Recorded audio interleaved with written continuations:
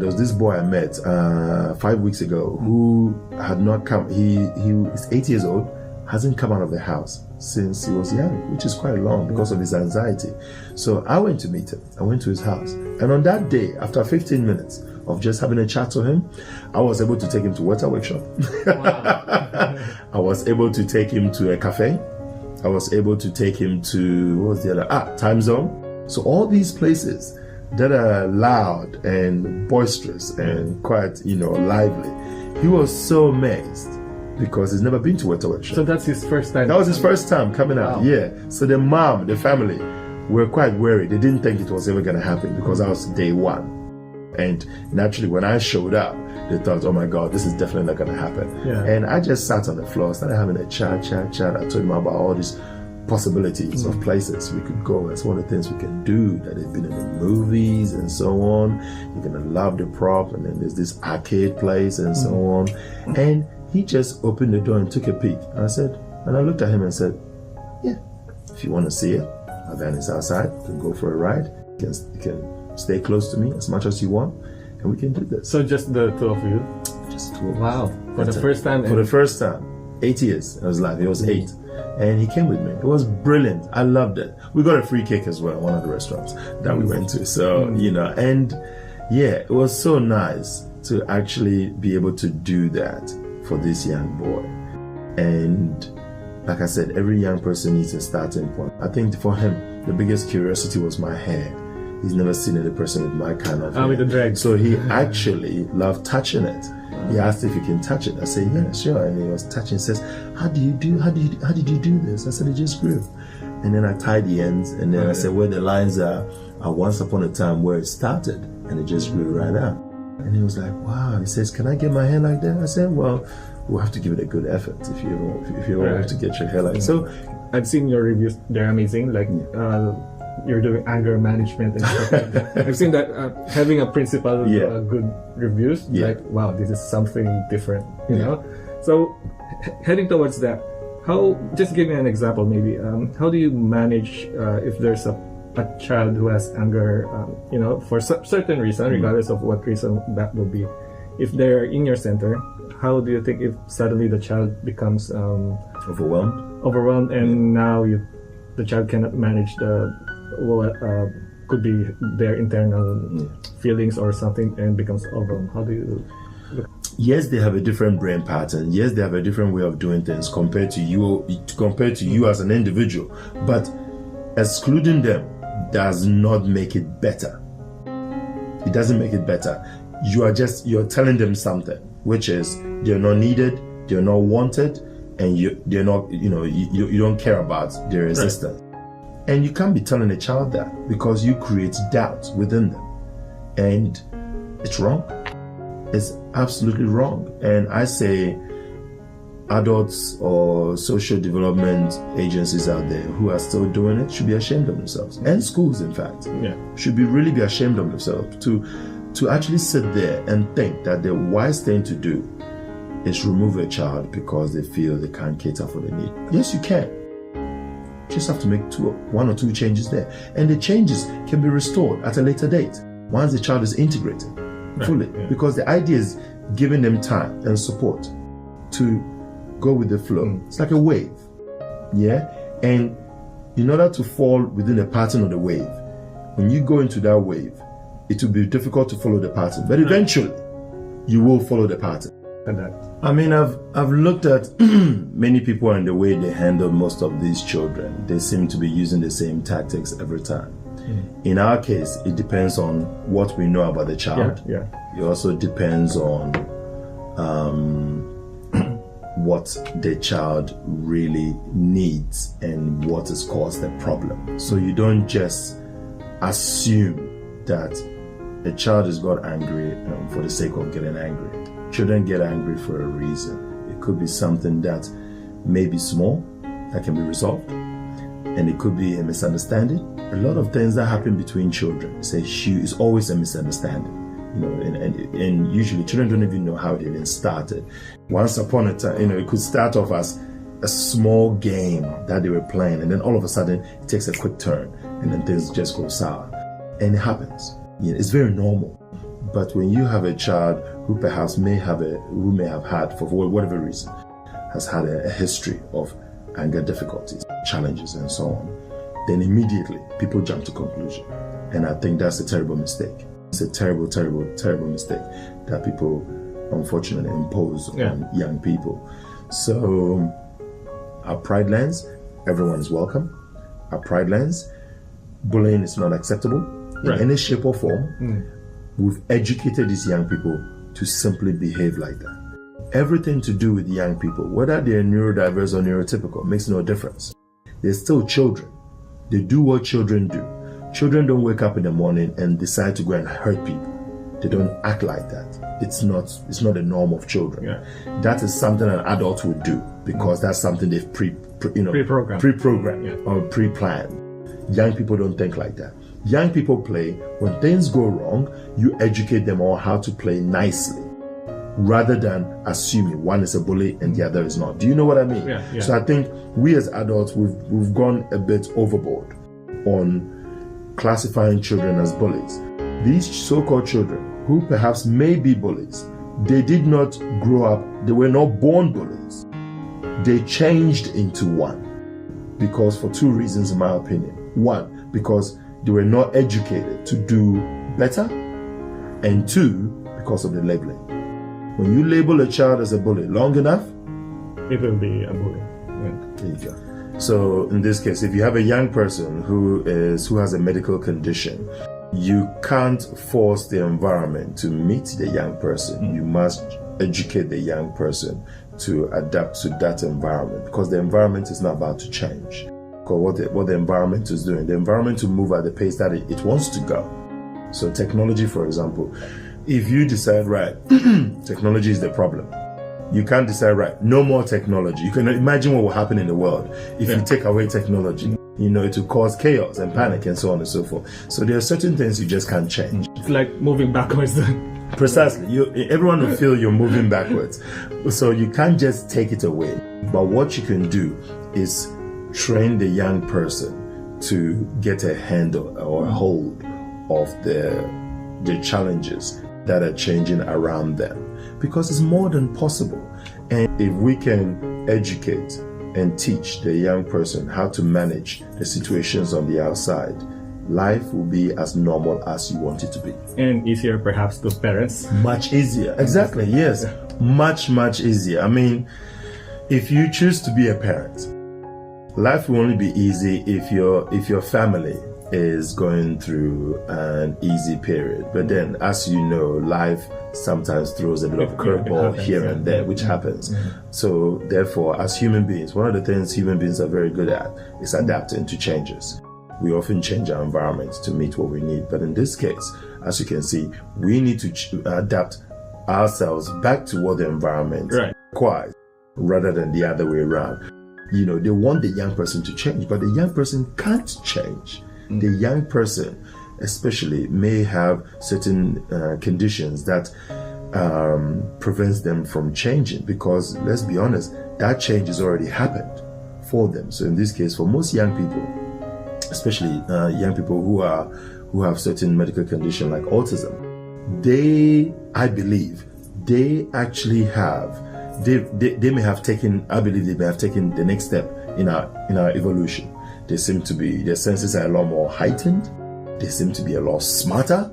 They seem to be a lot sensitive to what's happening in the world and what's around them. So their senses are a lot more amplified than ours is. The challenge here is people fear to integrate young people like that because they feel it's what you call a too hard basket, which I think is ridiculous. Because if my assumption is true, that these young people are in the next step of our evolution, then we must understand how they've got to that point. But the only way you can do that is welcome them, is integrate them, not exclude them. Because if you exclude them, they don't understand why. They don't know why, because everything about them is normal. The only thing that's different is heightening senses. So by changing the environment so that they can come in and gradually releasing it to what it normally is. You give them room to adapt. If they've already adapted to that point anyway, then they can easily adapt to anything below that. But the life skills, the major one is, of course, our cooking program. So we change our menus every 2 weeks. Every 2 weeks? Every 2 weeks. Because at the end of the day, we want them to learn something different.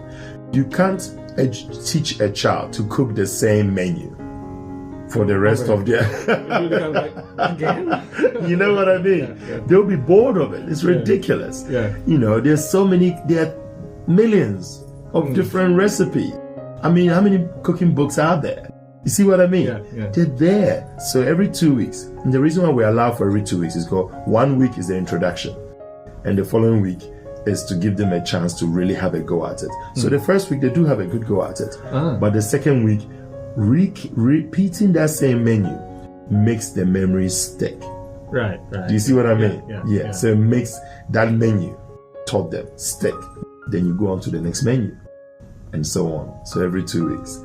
And they love it. They love to cook. Every child loves to cook. I kid you not. They love to cook. It's like chemistry. Basically, this chemistry. Someone once told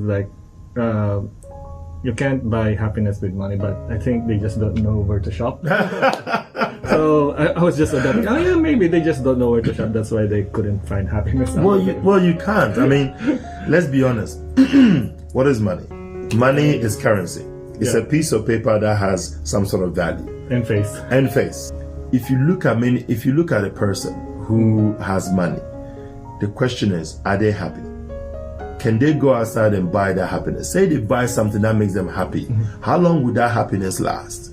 Until they feel they have to buy, they have to keep going back to buy more to maintain their happiness. Do you see what I mean? Yeah. It's just a repetitive. It's a repetitive thing. Yeah. But a young person who comes to the conclusion that I am happy within myself, who I am. I know my strength. I know my character. I understand myself. And I can go into an environment and thrive. And out of it, I can make a living. There's a difference between earning an honest living than just earning. Because that would be a terrible loss if there's real money involved. Yeah. Because they will learn nothing. So we decided to create our own money. Own fake money, which we call the pride dollars. So at the end of every school holidays, the children discuss with them, their friend, or acquaintances or other children in the program, and they come up with their own store idea. And the idea is for them to have a store. Then they go home, talk to their parents, and decide what they're going to sell at the store. They also create their own signs. So they create their own signs. They price their own items. It can be recycled items, upcycle items from home. It could be toys and games they no longer want. Right. It could be jewelry their parents don't want to throw away. It could be shoes, clothing, anything. Real things, actually. And if some people don't have material things, they naturally come up with an activity idea, because you can run an activity store. Some can run a service store. In this case, doing nail polish, nail polish and all that bit, a massage store, shoulder massage, head massage. They can come up with anything they want. Yeah. But in this fair, there is a tax system. Just like a real world. Yes, there is a tax system, but the tax system only applies to sugar and technology products, because the intent is to educate them more. Yeah. One is educate them about the value of money, trading, which we've done for a couple of years. Two, we want to educate them about healthy eating, because many children like to have food stores, but they don't understand about healthy eating. So all sugar stores are taxed 50%, and that 50% is rebated to any store that does not have sugar. The same goes for the technology store. Now, those conditions apply to those two items for two reasons. One, technology has become quite an unfortunate burden on society. Right. It's an addiction, and for us, we say if it has an educational element, then you will not be taxed, because there's a benefit in there. Right. The same goes for the sugar as well, but they have to come up with how it's going to be an educational element. So they have to think about it. But also, this is not educating just the child. Guess who else is educated? The family. Yeah. And the extended family, further down. So what we teach these children doesn't just stop with the child. It goes further, way further. But also think about it. When they have children, when they grow up, these are things they'll take with them as adults. And they'll pass it on to the next generation. And the beauty about it is during the fair, they trade goods for goods using that fake money. So if I was a child and I saw your cap, you had your cap in the store, and I said, oh, I like that cap, then I will purchase that cap off you if you don't want it. Because one man's junk is another man's treasure. Yeah. So there you go. So you don't like your cap anymore because you're getting a new one.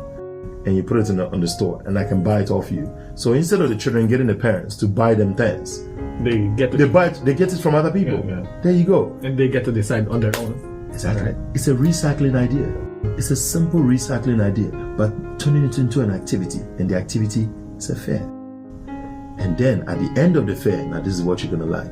See those products over there? Yeah. There's a lot like so much here. And it's a bicycle as well. Yes, a BMX. So not like, oh. Yeah. I like the bike. You know? So those products were donated by the warehouse, Labe and Torrey Street. The warehouse is actually the main sponsor of the Pride Fair. So at the end of the fair, they go into an auction. And then we have a bell for the auction as well. They go into an auction. And then they bid. They use the money they've earned and bid for those items. Now, that teaches them two things. Number one, if you just make money for the making money's sake, you will buy nothing.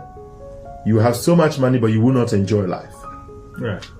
But if you make the money and then squander it, you'll be broke. Yeah. You have no money to go into the auction. Yeah. Do you know what I mean? Yes, so there is a lesson in this. You see, if you go far right, it's bad. If you go far left, it's bad. It's always in the middle. In the middle, you have to be clever enough to keep it in the middle. So we teach the children how to spend reasonable amount and still be able to save. So if you want to go on holiday, how are you going to do that? You earn the money, but are you going to decide, well, I'm not going to eat, I'm just going to eat toast for the rest of, until I go to my holiday. You will not be healthy enough to go for that holiday to begin with. You'll be sick. So you have to eat well, but still be able to save for that holiday. These are lessons we're taking from real life, downgraded it into a fair to teach them. But do you think the children know that? No. To them it's a fun activity, but it's a lesson. Right. So that in the case of this, during the the fair, during the auction. The auction is also very clever as well. So during the auction, you have to be careful what you bid for. If you bid for something you don't want, well, that's a waste of time then, and money. Money, yeah. So you have to be clever. But also, the children go into partnerships. They do this on their own. They partner with other people. They say, hey, look, would you like to partner for the auction? And then they say, sure. And then and I'll stand there watching these children communicating like business people. No, literally communicating like business people. And I've seen some of the children who are talking three-way conversation, and they're talking about, right, we're going to partnership, but at the end of the auction, who's going to get what? How are we going to split it, and so on. So they either make a choice to split the money equally to go into the auction, or they target the items they want before the auction, buy those, and then decide to split it. Sometimes, one or two occasions, there is a bit of a dispute. They have to go for arbitration. You also That's have right. You have to go for arbitration. They have to have mediation. It's essential because these things happen in real life. Yeah. There's always dispute in every scenario of every human being's life. It's no different from my center. So during the fair, especially, sometimes last school holidays, we had two disputes. No, literally two, because one was from two brothers who decided to go into business together. They bought all the items. One bidded for something he desperately wanted. The other one did not want to bid for it because his money was also tied in that product purchase. So he said, no, that is our dispute. I don't want it. My money is tied in there. I said, okay. How much did you both agree to go into business with? They said 50-50. I said, okay. You can spend your 50% of your money on the product, but you have to return the 50% back to your brother. Solve the dispute. Simple as that. No complexity. But in the mind of a child, it's complex. Yeah, of course. But we as adults who are experienced, we have to listen to the dispute first, and then come up with a resolution. There is no right or wrong. There's just what was agreed on originally. That's where we start, because that's the contract. And imagine if one establishment like us can do that, what is stopping the others who, by the way, have money to do this? They have the funding or whatever, wherever the money is coming from. That's what I was hoping when I look at your the products, the images, the videos you have online. Like, oh man, if all schools across New Zealand is doing the same kind of like teaching the kids how they do in life, teaching how with money, especially. If all the schools are gonna be doing that, especially childcare. We're gonna be in a better position. Oh yeah, far better.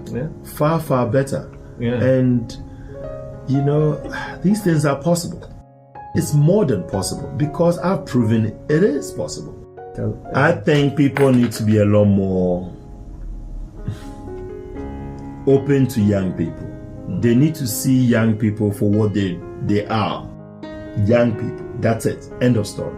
Whether they're neurodiverse, whether they're neurotypical, whether they're something else, it doesn't matter. They're young. And being young means they lack experience. So I'm basically the uncle who, if the children are causing too much grief, they send them to me. Because somehow they listen to me. They will not listen at home and so on and so forth, but they listen to me. But what I do is I teach them to listen. Then I take them home, teach them to listen at home, but also teach the parents.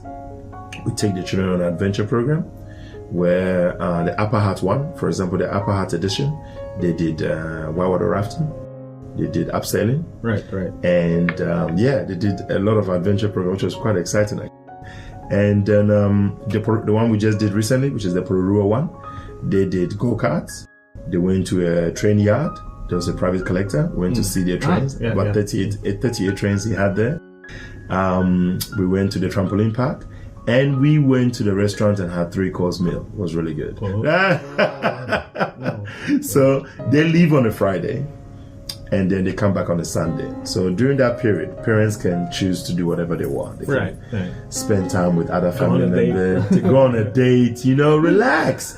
And then their children will love the adventure weekend. They want to go. They really want to go because they'll be spending time with their peers and spending time with us as mentors and doing some fun stuff. And of course, the Pororua one, which is coming up, which is at the end of August, we are going to forge a wand out of steel. So we're going to put a hot stuff in it. That's interesting. So that'll be very fun. And we're doing paintball as well, which will be quite exciting. So it's good. And my favorite program as well, our favorite adventure program is the Pride Escape. So next year, the children are going to Taupo and Rotorua for 1 whole week. And it'll be fun and exciting. Takiwātanga in his, her, their own time and space. Being cool. The kids that are in his class that have autism, super cool. Autism's about a different perspective on life. And once you've met one autistic person, you've met one autistic person. There is nothing wrong with having autism, It's set in it. Once you got it, and it's set to get on with life a lot better, They bring change. They are non-judgmental. Being different ways to thinking. I'm autistic. If you don't look autistic, it is a very ableist statement. Autism is a label. Forget the label and just live as normal life as possible. Autism is about hope. Takiwātanga. Love Not Cure, exploring autism one strength at a time.